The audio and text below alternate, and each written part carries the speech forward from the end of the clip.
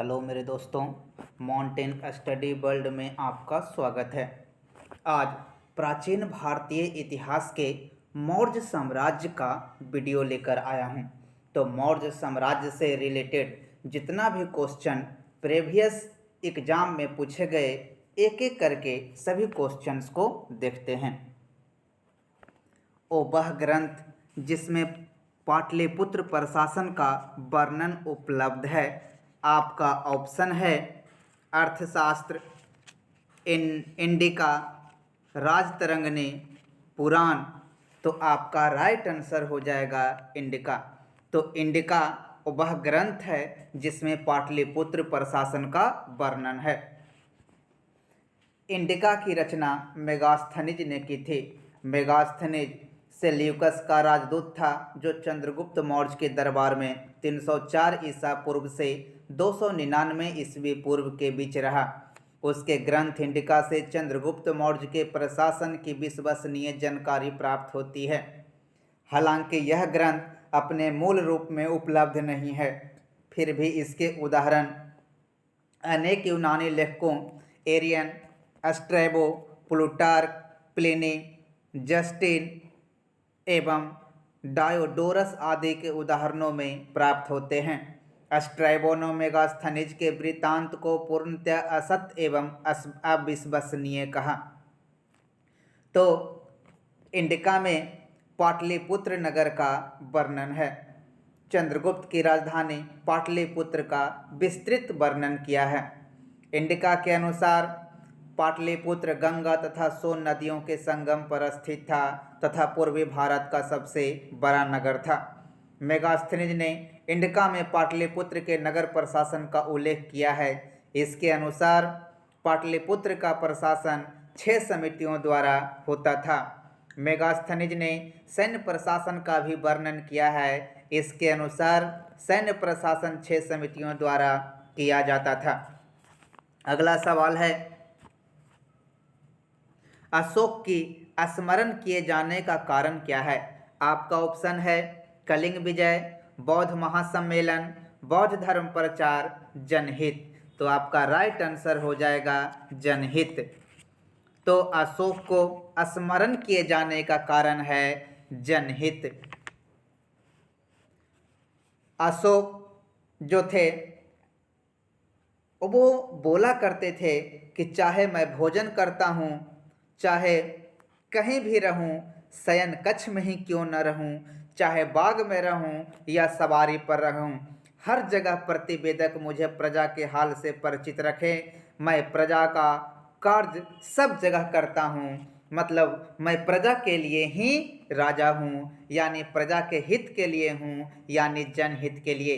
तो अशोक को स्मरण किए जाने का कारण है जनहित। अगला सवाल है, धर्म महामात्र का कार्य क्या था? आपका ऑप्शन है बौद्ध धर्म का प्रचार, मठाधीश कर्तव्य, धर्म परिभाषित करना, नैतिक सिद्धांतों का प्रचार करना। तो आपका राइट आंसर हो जाएगा नैतिक सिद्धांतों का प्रचार करना। धर्म महामात्र का कार्य था नैतिक सिद्धांतों का प्रचार करना। अगला सवाल है, तृतीय बौद्ध सम्मेलन कहाँ संपन्न हुआ था? आपका ऑप्शन है राजगृह, वैशाली, कुंडलवन, पाटलिपुत्र। तो आपका राइट आंसर हो जाएगा पाटलिपुत्र। तो बौद्ध सम्मेलन जो है कुल 4 हुआ था।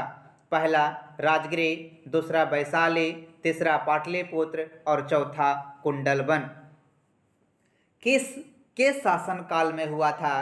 तो पहला बौद्ध सम्मेलन अजातशत्रु, दूसरा कालाशोक, तीसरा अशोक और चौथा कनिष्क के शासनकाल में हुआ था।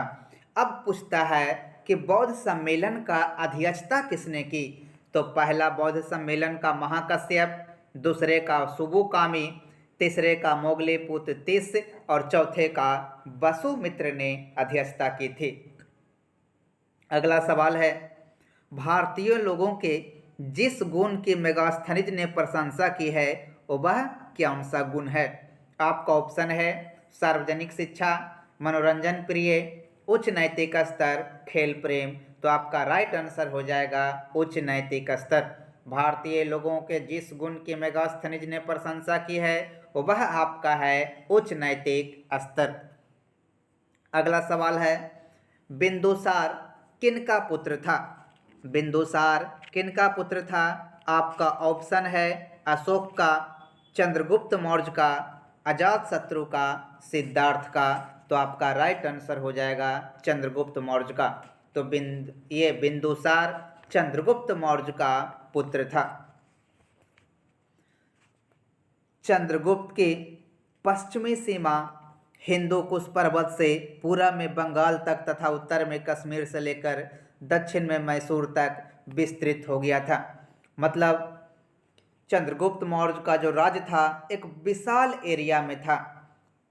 जैन ग्रंथ राजा बलि कथा में उल्लेख मिलता है कि चंद्रगुप्त मौर्य अपने पुत्र सिंहसेन के सिंहासन सौंपकर चंद्रगिरी पर्वत चला गया और वहीं तपस्या करके संलेखनापत्ति से अपना जीवन लीला समाप्त कर दी। यहीं बिंदुसार को सिंहसेन कहा गया है। यूनानियों ने बिंदुसार को अमित्रचेटस या अमित्रघात कहा है, जिसका अर्थ है शत्रुओं का नाश करने वाला। बिंदुसार का एक नाम सिंहसेन भी है। परिशिष्ट पर्वन में बिंदुसार की माता का नाम दुर्धरा मिलता है। अगला सवाल है, ग्रीक शासक सेल्यूकस को किसने पराजित किया था? आपका ऑप्शन है बिंबिसार, धनानंद, चंद्रगुप्त मौर्य, कुमारगुप्त। तो आपका राइट आंसर हो जाएगा चंद्रगुप्त मौर्य। ग्रीक शासक सेल्यूकस को चंद्रगुप्त मौर्य ने पराजित किया था। सिकंदर के मृत्यु के पश्चात सेल्यूकस बेबीलोन का राजा बना। बैक्ट्रिया विजय के बाद उसके मन में सिकंदर के भारत विजय के अधूरे काम को पूर्ण करने की लालसा जाग उठी। फलस्वरूप काबुल के मार्ग से होते हुए वह सिंधु नदी के किन ओर बढ़ा। उसने सिंधु नदी पार की और चंद्रगुप्त की सेना से उसका सामना हुआ, परंतु चंद्रगुप्त द्वारा पराजित हुआ। 303 ईसा पूर्व में चंद्रगुप्त मौर्य और सेल्यूकस के बीच एक संधि हो गई। इस संधि के फलस्वरूप सेल्यूकस ने अपनी पुत्री हेलेना का विवाह चंद्रगुप्त मौर्य के साथ कर दिया। इस वैवाहिक संबंध का विस्तृत उल्लेख केवल एपियानस ने किया है। प्लूटार्क के अनुसार चंद्रगुप्त मौर्य ने भी सेल्यूकस को 500 हाथी उपहार में दिए। सेल्यूकस ने अपने एक राजदूत मेगास्थनीज को चंद्रगुप्त के दरबार में भेजा था। अगला सवाल है, सेल्यूकस निकेटर जिससे चंद्रगुप्त ने अफगानिस्तान हासिल किया था, किस स्थान का शासक था? आपका ऑप्शन है मिस्र और क्रीट, मैकेडोनिया, सीरिया और बेबीलोन, ग्रीस और थेरस। तो आपका राइट आंसर हो जाएगा सीरिया और बेबीलोन।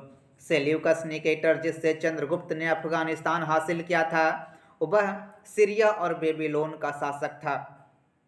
अगला सवाल है, अर्थशास्त्र में सीता भूमि की व्याख्या किस प्रकार है? आपका ऑप्शन है न जोती जाने वाली अनुपयोगी भूमि, ब्राह्मणों के अर्धान भूमि, जनजातियों द्वारा जोती जाने वाली भूमि, वनों से जुड़ी भूमि। तो आपका राइट आंसर हो जाएगा अर्थशास्त्र में सीता कहा गया है जनजातियों द्वारा जोती जाने वाली भूमि को। अगला सवाल है, अशोक के पश्चात देवानंपिय की उपाधि का प्रयोग किसने किया? आपका ऑप्शन है कुणाल, तेज, संप्रति, दशरथ। तो आपका राइट आंसर हो जाएगा दशरथ। अशोक के पश्चात देवानंपिय की उपाधि का प्रयोग दशरथ ने किया था।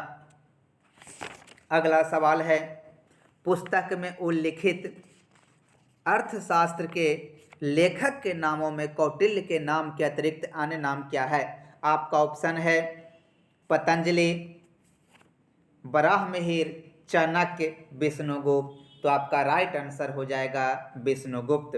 तो अर्थशास्त्र में कौटिल्य के नाम के अतिरिक्त विष्णुगुप्त की चर्चा है। मौर्यों का इतिहास जानने के लिए साहित्यिक स्रोतों में सबसे महत्वपूर्ण विवरण कौटिल्य का अर्थशास्त्र है।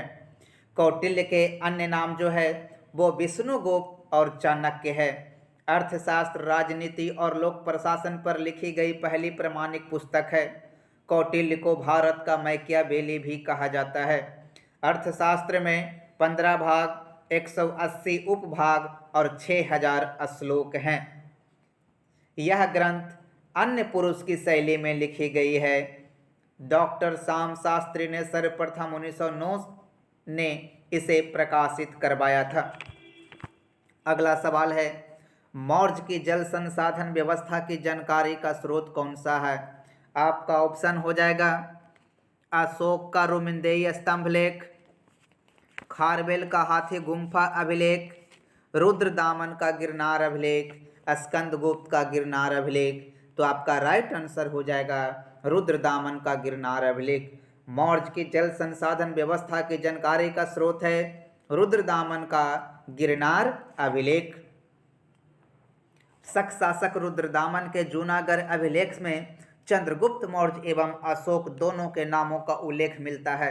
इस अभिलेख से पता चलता है कि चंद्रगुप्त मौर्य ने सौराष्ट्र प्रांत में सुदर्शन झील का निर्माण कराया था। इस समय यहाँ का प्रशासक पुष्यगुप्त वैश्य था। इसी अभिलेख से यह भी पता चलता है कि अशोक के समय में सुदर्शन झील का पुनर्निर्माण करवाया गया। उस समय राज्यपाल तुषास्प था। रुद्रदामन के समय में इस झील के बांध का पुनर्निर्माण कराया गया। उस समय वहाँ का राज्यपाल सुविशाख था। स्कंदगुप्त के समय पर्णदत्त राज्यपाल हुआ। उसके पुत्र एवं गिरनार नगर के प्रशासक चक्रपालित ने इस झील के बांध का पुनर्निर्माण करवाया। इस प्रकार जूनागढ़ अभिलेख में 4 शासकों चंद्रगुप्त मौर्य, अशोक, रुद्रदामन तथा स्कंदगुप्त एवं उनसे संबंधित राज्यपालों का विवरण प्राप्त होता है। अगला सवाल है, अशोक का समकालीन मिस्र का राजा कौन था? आपका ऑप्शन है अलेक्जेंडर, एंटियोकस द्वितीय, मगध, टॉलेमी द्वितीय, फिलाडेल्फस। तो आपका राइट आंसर हो जाएगा टॉलेमी द्वितीय, फिलाडेल्फस। अशोक का समकालीन मिस्र का राजा था टॉलेमी द्वितीय, फिलाडेल्फस। अगला सवाल है, अशोक की नीतियों एवं इसके व्यक्तित्व की जानकारी का स्रोत क्या है? आपका ऑप्शन है समकालीन बौद्ध साहित्य, संस्कृत साहित्य, उत्खनन, शिलालेख और स्तंभलेख। तो आपका राइट आंसर हो जाएगा शिलालेख और स्तंभलेख। अशोक की नीतियाँ एवं इसके व्यक्तित्व की जानकारी का स्रोत है शिलालेख और स्तंभलेख। उसी से जानकारी प्राप्त होती है। अगला सवाल है, मेगास्थनीज ने क्या लिखी? आपका ऑप्शन है दिव्यावदान, राजतरंगिणी, इंडिका और रत्नकोश। तो आपका राइट आंसर हो जाएगा इंडिका। तो इंडिका की रचना किसने की? मेगास्थनीज ने। तो इंडिका की जो रचना है वो किसने की थी? तो मेगास्थनीज ने। मेगास्थनीज सेल्यूकस का राजदूत था जो चंद्रगुप्त मौर्य के दरबार में 304 ईसा पूर्व से 299 ईसा पूर्व के बीच रहा। उसके ग्रंथ इंडिका से चंद्रगुप्त मौर्य के प्रशासन की विश्वसनीय जानकारी प्राप्त होती है। यह ग्रंथ अपने मूल रूप में उपलब्ध नहीं है, फिर भी इसके उदाहरण अनेक यूनानी लेखकों Arrian, Strabo, Plutarch, Pliny, Justin एवं डायोडोरस आदि के उदाहरणों में प्राप्त होते हैं। चंद्रगुप्त की राजधानी पाटलिपुत्र का विस्तृत वर्णन किया गया है इंडिका में। उसके अनुसार पाटलिपुत्र गंगा तथा सोन नदियों के संगम पर स्थित था तथा पूर्वी भारत का सबसे बड़ा नगर था। मेगास्थनीज ने सैन्य प्रशासन का भी वर्णन किया है। इसके अनुसार सैन्य प्रशासन 6 समितियों द्वारा किया जाता था। मेगास्थनीज के अनुसार राजा भू राजस्व का 1/4 भाग लेता था। अगला सवाल है, कौटिल्य का अर्थशास्त्र क्या है? आपका ऑप्शन है चंद्रगुप्त मौर्य के संबंध में एक नाटक, आत्मकथा, शासन के सिद्धांतों की एक पुस्तक, मौर्य काल का इतिहास। तो आपका राइट आंसर हो जाएगा शासन के सिद्धांतों की एक पुस्तक। कौटिल्य का अर्थशास्त्र है शासन के सिद्धांतों की एक पुस्तक। अगला सवाल है, मेगास्थनीज ने भारतीय समाज को कितने वर्गों में विभाजित किया? तो आपका ऑप्शन है 4, 5, 6, 7। तो आपका राइट आंसर हो जाएगा 7। मेगास्थनीज ने भारतीय समाज को 7 वर्गों में विभाजित किया था। मेगास्थनीज ने लिखा कि भारत में 7 प्रकार की जातियां थीं, परंतु हम जानते हैं कि सूत्रकाल से ही 4 प्रकार की जातियां विद्यमान थी। अगला सवाल है, अपने पिता बिंदुसार के शासनकाल में अशोक ने किस क्षेत्र में विद्रोह का दमन किया? आपका ऑप्शन है तक्षशिला, मध्य प्रदेश, दक्षिणापथ, प्राच्य। तो आपका राइट आंसर हो जाएगा तक्षशिला। अपने पिता बिंदुसार के शासनकाल में अशोक ने तक्षशिला में विद्रोह का दमन किया। अगला सवाल है, सारनाथ के धमेक स्तूप का निर्माण किसने करवाया था? आपका ऑप्शन है अशोक, कनिष्क, मिनांडर, हर्ष। तो आपका राइट आंसर हो जाएगा अशोक। सारनाथ के धमेक स्तूप का निर्माण करवाया था अशोक ने। अगला सवाल है, मौर्य काल का मानक सिक्का क्या कहलाता था? आपका ऑप्शन है नेस्क, मासक, कृष्णल, पन। तो आपका राइट आंसर हो जाएगा पन। तो मौर्य काल का मानक सिक्का को पन कहा जाता था। तो मौर्य काल के मानक सिक्का को पन कहा जाता था। मौर्यों की राजकीय मुद्रा पन थी। यह 3/4 तोले के बराबर चांदी का सिक्का था। अधिकारियों को वेतन आदि देने में पन का ही प्रयोग होता था।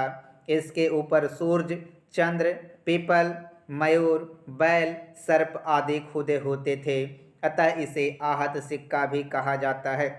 इस काल के सिक्के सोने, चांदी और तांबे के बने होते थे और पन को ही कारसापन कहा जाता था। मेरे दोस्त, अभी तक मेरे वीडियो को सब्सक्राइब नहीं किए हैं तो अभी तक मेरे वीडियो को लाइक और मेरे चैनल को सब्सक्राइब नहीं किए हैं तो मेरे चैनल को सब्सक्राइब जरूर करें। अगला सवाल है, अशोक का प्रसिद्ध स्तंभ जो प्रारंभ में कौशाम्बी में स्थित था, प्रयाग में किस शासक द्वारा लाया गया? आपका ऑप्शन है कनिष्क, समुद्रगुप्त, फिरोज तुगलक, अकबर। तो आपका राइट आंसर हो जाएगा अकबर। अशोक का प्रसिद्ध स्तंभ जो प्रारंभ में कौशाम्बी में स्थित था, प्रयाग में अकबर द्वारा लाया गया। यह कौशाम्बी स्तंभ लेख इलाहाबाद के समीप स्थित है। कौशाम्बी तथा प्रयाग के स्तंभों में अशोक की रानी कारुबाकी द्वारा दान दिए जाने का उल्लेख है। इसी में उसके एकमात्र पुत्र तिबर का उल्लेख है। इसे रानी का अभिलेख भी कहा जाता है। तो कौशाम्बी के स्तंभ लेख को रानी का अभिलेख भी कहा जाता है। अगला सवाल है, रोमिंदेई स्तंभ किसके शासनकाल का है? आपका ऑप्शन है अशोक, कनिष्क, समुद्रगुप्त, मिनांडर। तो आपका राइट आंसर हो जाएगा अशोक। तो रोमिंदेई स्तंभ अशोक के शासनकाल का है। रोमिंदेई स्तंभ लेख नेपाल की तराई में स्थित है। इस अभिलेख से पता चलता है कि अशोक अपने राज्याभिषेक के 20वें वर्ष यहाँ आया और उसने यहाँ धार्मिक कर बलि को माफ कर दिया तथा भूमि कर घटाकर 1/8 भाग कर दिया, अतः इसे आर्थिक अभिलेख भी कहा जा सकता है। तो रोमिंदेई स्तंभ लेख को आर्थिक अभिलेख भी कहा जा सकता है। यह अभिलेख अशोक का सबसे छोटा अभिलेख माना जाता है। अगला सवाल है, धौली में क्या है? आपका ऑप्शन है शिलालेख, स्तंभ लेख, चैत्य विहार। आपका राइट आंसर हो जाएगा शिलालेख। धौली के शिलालेख की खोज किटो ने 1837 ईस्वी में किया।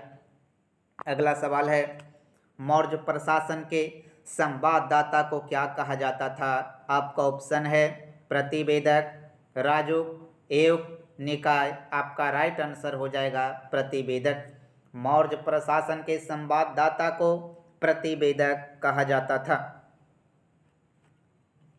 अगला सवाल है, अग्रोनोमाई किस विभाग का अधिकारी था?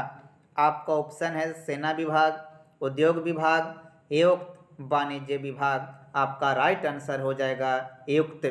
अग्रोनोमोई जो था वो आयुक्त विभाग का अधिकारी था। जिले का अधिकारी, सड़क निर्माण का अधिकारी था। भू राजस्व के अधिकारी को आयुक्त कहा जाता था मौर्य काल में। अगला सवाल है, कौन सा शासक जैन संत भद्रबाहु का समकालीन था? आपका ऑप्शन है मेनांदर, गौतमी पुत्र सातकर्णी, चंद्रगुप्त मौर्य, रुद्रदामन। तो आपका राइट आंसर हो जाएगा चंद्रगुप्त मौर्य। तो चंद्रगुप्त मौर्य जैन संत भद्रबाहु का समकालीन था। चंद्रगुप्त मौर्य के शासन के समय मगध में जब अकाल पड़ा था तो चंद्रगुप्त मौर्य भद्रबाहु के साथ दक्षिण भारत चले गए थे और वहीं संलेखनापत्ति से चंद्रगुप्त मौर्य जो हैं वो अपना जीवन जो है वो त्याग दिए थे। अगला सवाल है, भारत में सबसे पुराना ब्राह्मणी अभिलेख कहाँ स्थित है? आपका ऑप्शन है महास्थान, पिपरहवा, सोहगौरा, बेसनगर। आपका राइट आंसर हो जाएगा पिपरहवा। भारत में सबसे पुराना ब्राह्मणी अभिलेख पिपरहवा में स्थित है। अगला सवाल है, स्वर्णगिरी किसकी राजधानी थी? आपका ऑप्शन है कलिंग, अवंती, कौशाम्बी, दक्षिणापथ। तो आपका राइट आंसर हो जाएगा दक्षिणापथ। स्वर्णगिरी दक्षिणापथ की राजधानी थी। अगला सवाल है, सर्वोत्कृष्ट अशोककालीन स्थापत्य कौन सा है? आपका ऑप्शन है स्तूप, महल, स्तंभ, गुफाएं। आपका राइट आंसर हो जाएगा स्तंभ। सर्वोत्कृष्ट अशोककालीन जो स्थापत्य है वो स्तंभ है। अगला सवाल है, अंतिम मौर्य शासक कौन था? आपका ऑप्शन है कुणाल, देव वर्मा, दशरथ, बृहद्रथ। तो आपका राइट आंसर हो जाएगा बृहद्रथ। बृहद्रथ मौर्य वंश का अंतिम शासक था। उसके ब्राह्मण सेनापति पुष्यमित्र शुंग ने 150 ईसा पूर्व में उसकी हत्या कर एक नए वंश शुंग वंश की नींव डाली थी। मेरे दोस्त, मेरे वीडियो आपको पसंद आ रहा हो तो लाइक करें और अपने दोस्तों को शेयर करना ना भूलें। अगला सवाल है, सांची स्तूप किसने बनवाया? आपका ऑप्शन है अशोक, कनिष्क, खारवेल, हर्षवर्धन। तो आपका राइट आंसर हो जाएगा अशोक। सांची स्तूप को अशोक ने बनवाया था। तो सांची स्तूप को अशोक ने बनवाया था। बौद्ध ग्रंथों में उल्लेख मिलता है कि अशोक ने 84,000 स्तूपों का निर्माण करवाया। अशोक के समय के दो महत्वपूर्ण स्तूप मिलते हैं, सांची का स्तूप, सारनाथ का धर्मराजिक स्तूप। अगला सवाल है, सारनाथ स्तंभ किसका उदाहरण है? आपका ऑप्शन है मौर्यकालीन कला, गुप्तकालीन कला, मथुरा कला, गांधार कला। तो आपका राइट आंसर हो जाएगा मौर्यकालीन कला। सारनाथ का स्तंभ मौर्य काल के कला का उदाहरण है। सारनाथ स्तंभ जो है वो स्मिथ के अनुसार सारनाथ स्तंभ में जिस प्रकार की कला का प्रदर्शन किया है विश्व में कहीं भी इतने सुंदर कला का प्रदर्शन नहीं है।